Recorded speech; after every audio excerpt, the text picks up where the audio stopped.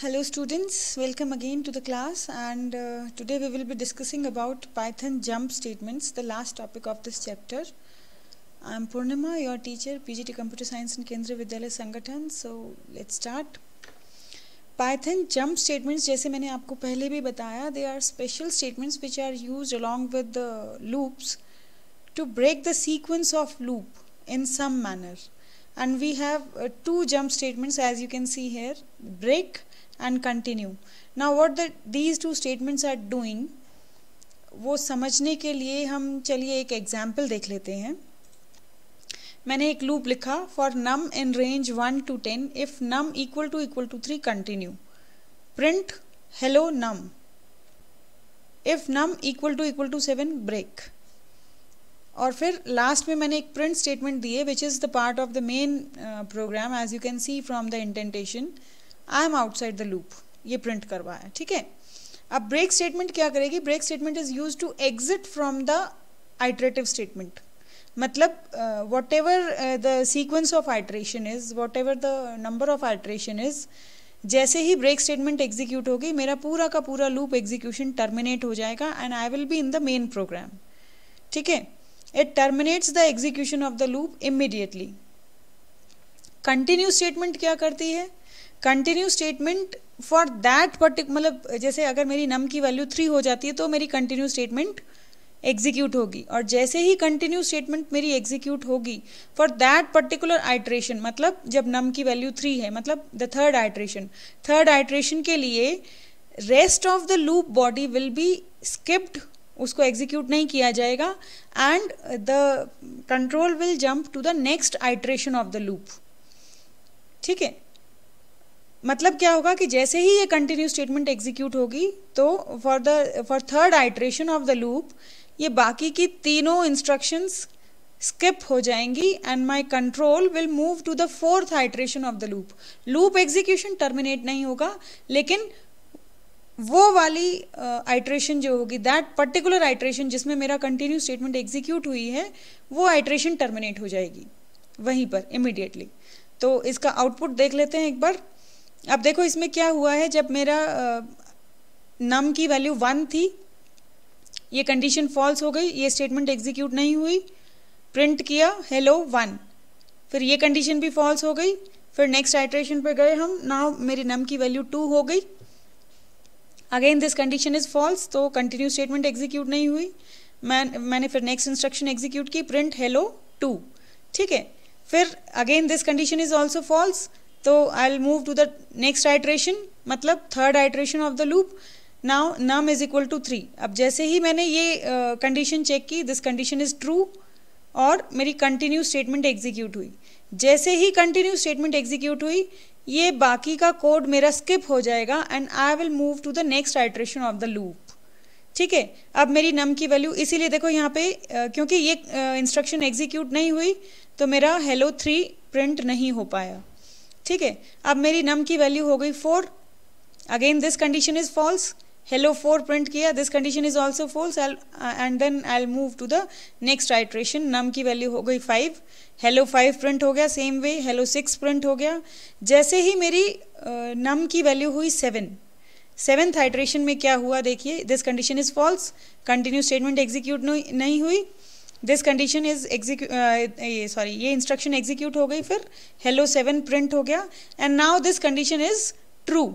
और जैसे ही ये कंडीशन ट्रू हुई तो मेरे ब्रेक स्टेटमेंट एग्जीक्यूट हो गई, और जैसे ही ब्रेक स्टेटमेंट एग्जीक्यूट हुई तो मेरा कंट्रोल जंप आउट कर गया फ्रॉम द लूप और प्रिंट किया आई am outside the loop.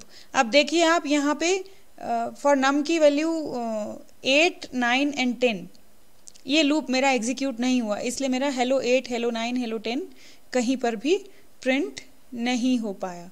So I hope ये चीज़ समझ में आई होगी आपको. इसको एक बार प्रैक्टिकली करके देख लेते हैं. चलिए.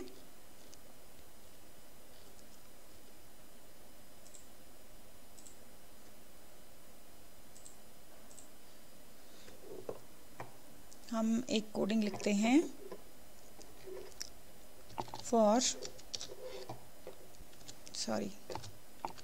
नम इन रेंज 10 ले लेती हूँ. ठीक है. 0 से स्टार्ट करेंगे हम. सॉरी, अब यहाँ पे हम कर देते हैं प्रिंट लूप बॉडी स्टार्ट, ठीक है। Then I am checking the condition if let's say num equal to 5, तो हम कर लेते हैं कंटिन्यू, ठीक। और अब मैं करती हूँ प्रिंट दिस इज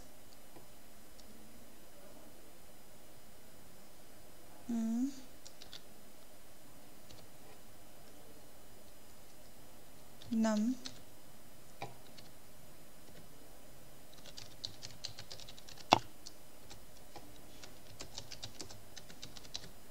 ठीक। एंड फिर मैं करती हूँ if let's say num equal to चलिए हम कर लेते हैं 5 किया ना, उधर 7 कर लेते हैं यहाँ पे ब्रेक। और ब्रेक के बाद भी मैं चलो एक प्रिंट स्टेटमेंट दे देती हूँ, loop body after break.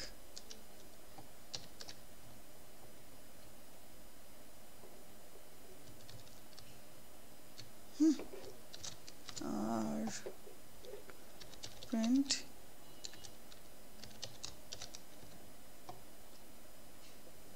we are doing jump statements example, okay. ये दो इंस्ट्रक्शंस मैंने ब्रेक स्टेटमेंट के बाद दी है। और अब मैं यहाँ पे दे रही हूँ print I am outside the loop. चलिए अब इसको सेव करते हैं और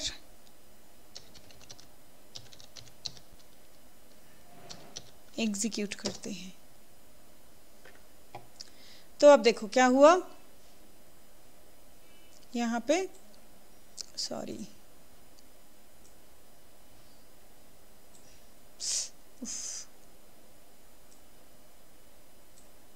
अरे इसी को मूव कर लेती हूँ।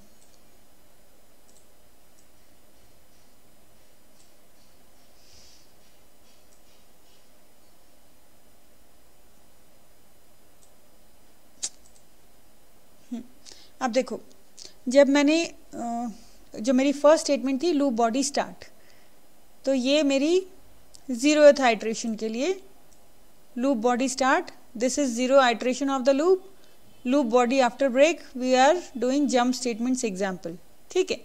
ये मेरी 0 के लिए प्रिंट हो गया, फिर मेरा 1 के लिए हुआ, 2 के लिए हुआ, 3 के लिए हुआ और 4 के लिए भी हुआ।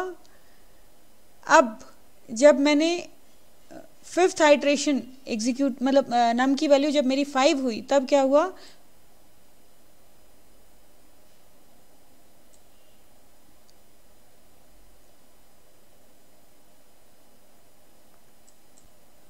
लूप बॉडी स्टार्ट प्रिंट हुआ, ठीक है। और उसके बाद नम की वैल्यू चेक हुई, 5 हो गई, तो कंटिन्यू स्टेटमेंट एग्जीक्यूट हो गई। और जैसे ही कंटिन्यू स्टेटमेंट एग्जीक्यूट हुई, मेरा कंट्रोल कहाँ चला जाना चाहिए था, लूप की स्टार्टिंग में। मतलब अब वो नेक्स्ट कंडीशन चेक करेगा, नेक्स्ट आइट्रेशन रन करेगा। तो अब मेरी नम की वैल्यू क्या हो गई, 6। और अब देखो ये 6 के लिए ये loop body start again and this is 6 iteration of the loop body after break, ये पूरा एग्जीक्यूट हुआ। 7 के लिए पूरा एग्जीक्यूट हुआ, नहीं सॉरी 7 पे मेरी ये कंडीशन ट्रू हो गई, तो this is 7 iteration of the loop, ये एग्जीक्यूट हुआ। मतलब ये प्रिंट स्टेटमेंट मेरी एग्जीक्यूट हुई, ये प्रिंट स्टेटमेंट मेरी एग्जीक्यूट हुई, फिर मेरी कंडीशन ट्रू हो गई और मैंने ब्रेक किया तो मैं लूप के बाहर आ गई। ये दोनों प्रिंट स्टेटमेंट मेरी एग्जीक्यूट नहीं हुई और ना ही कोई और आइट्रेशन इस लूप की एग्जीक्यूट हुई, है ना। तो this is all about jump statements in Python. I hope this is clear to you all. Thank you so much.